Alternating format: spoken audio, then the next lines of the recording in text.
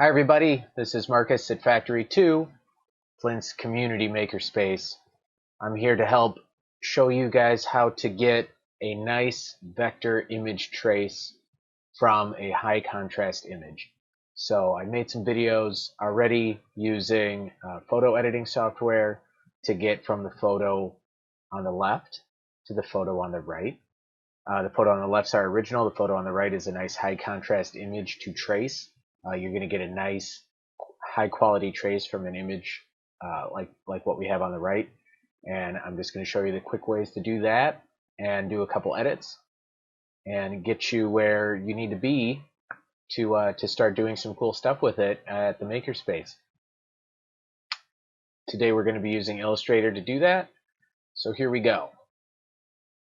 The first step we're going to do is use Window and open up your image trace window. That's going to be right here, and you can see it here. So once you have your image selected and you have the image trace window open, you can just click Preview, and it will run the default settings to scan. Usually those look pretty good. If you want to fool around with any of these sliders, you can. That's something that you can do to learn what they're all about, how they work, what they do. Threshold will just give you a different white balance contrast. So the lighter you go on your threshold, the lighter your image is going to look. The darker you go on your threshold, the darker your image is going to look. You see the difference there? Ours is going to run right about the middle, I think, was the best option for us.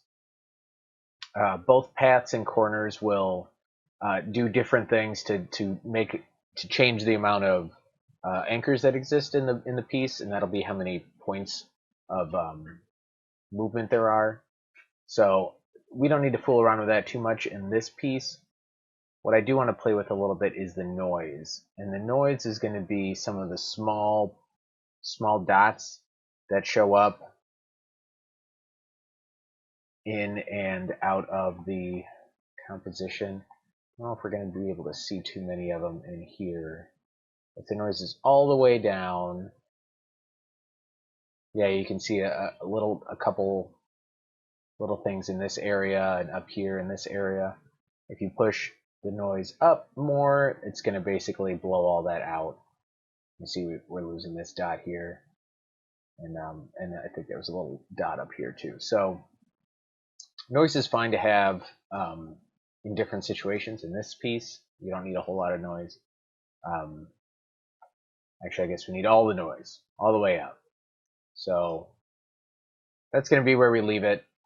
And as long as you don't press expand up here in the corner, this can be editable through the image trace. It is a vector, as you can see. You can zoom in and it'll stay clear, but it's not going to be a full vector object editable until you expand it.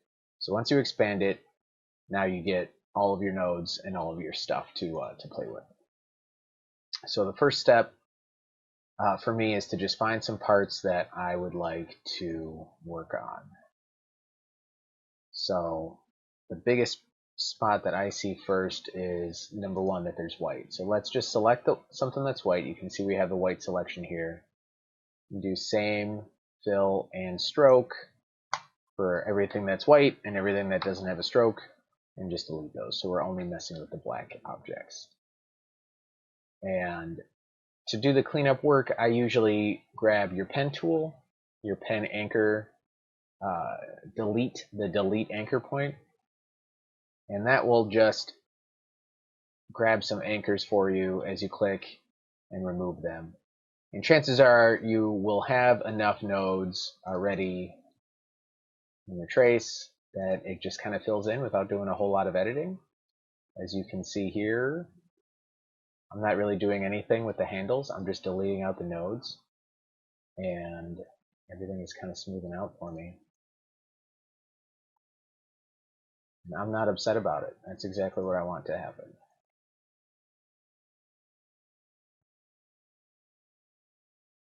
I It just kind of cleans everything up a little bit. And I like to do it this way to make sure that I know which parts are getting cleaned up and which parts aren't, in case there's some stuff that's not that bad.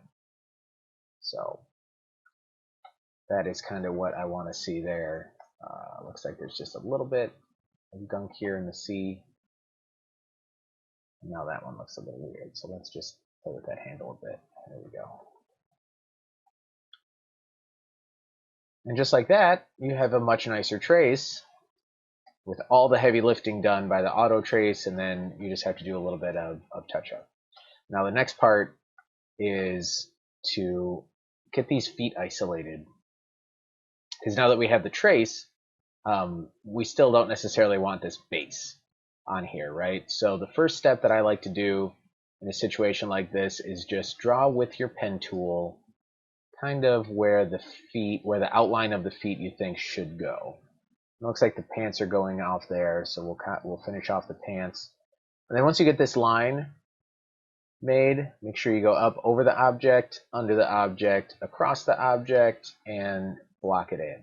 So you're basically making like a square with the shape that you want dug into the square. And once you do that, you can switch that fill to white, and then you can kind of see what you just did. And you can still edit it if you click on it and grab these handles. So I always do a bad job the first time, almost for sure. I'm not a good illustrator, and that is why I use programs to handle that kind of stuff for me. So we'll say that's about where that should be. Maybe this can be a little bit pushed over, a little bit more natural. We'll do the same thing on the other foot.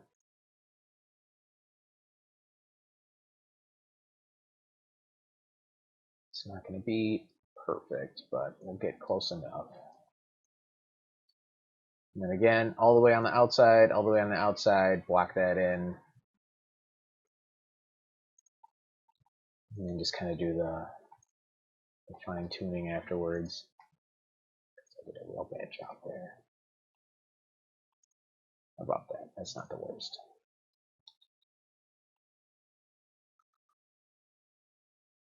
All right, so once you get to that point, we have this object, we have that object, and then we have this big black base here that we want to get out. So if you select that object, the black base, which is connected to everything else, and the two white squares that we made, you can find here the Pathfinder tool. If you don't have the Pathfinder window, check your windows. It's going to be here in Pathfinder. And then once you grab that, what I want you to use is the divide option. And what that is going to do is take everything that you have selected, layered on top of each other, and cut them out of each other. So once that gets cut out, you can select your white and delete it and that black base. And you'll have all new shapes ready to go. The only thing that that also does is it makes new nothing and nothing objects out of everything where there was nothing and nothing. So there's going to be a lot of these. If you do the same thing, select all, we don't want our photo selected because the mask is also selected there. So if you do that, like that would be all the objects that's grabbed. So do the select all, front stroke and fill, and delete those objects out because we don't need those. Then you can grab all the black objects. Looks like there's still a little bit of white ones. There's this one, this one. All right, now everything's selected and everything's black, so that's what we want. And then you can grab that Pathfinder again. It looks like we shouldn't need it, but let's just add one more. Unite. I always call it add. Unite, and that will grab everything and put it together and group it together. So now we have that, and that's exactly where we want to be. The only thing that we have different is this coin, which I'm not going to take all the time and make the actual coin. But what I will do is make a little vector coin to match.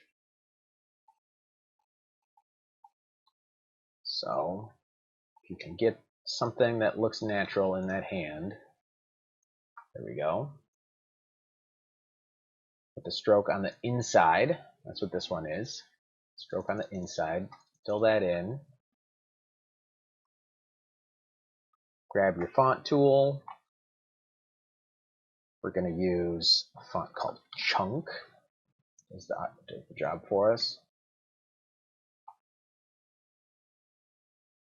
Put that in the center for the center alignment. And look at that. Now we have a coin that matches up with the original.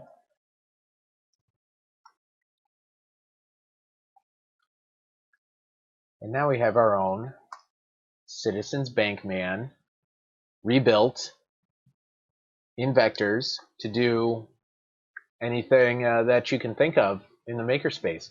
So that's the rough step-to-step on how to do it. If you have any questions, of course, leave it in the comments, and we'll try and get back with you. Other than that, check us out at factory2.org and come visit us. We'd love to see you. Thanks.